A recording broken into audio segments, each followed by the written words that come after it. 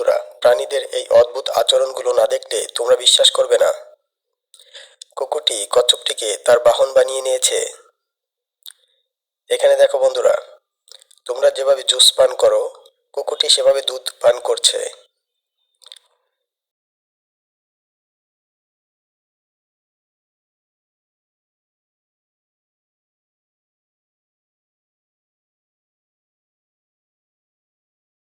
বন্ধুরা, দেখে মনে হচ্ছে বিড়ালটি অ্যাথলেট কন্যাটিকে নিজ হাতে ঘোরাচ্ছে। বন্ধুরা, প্রাণীদের এই অদ্ভুত আচরণগুলো ভালো লাগলে লাইক, সাবস্ক্রাইব করে একটি হার্ট দিয়ে দাও।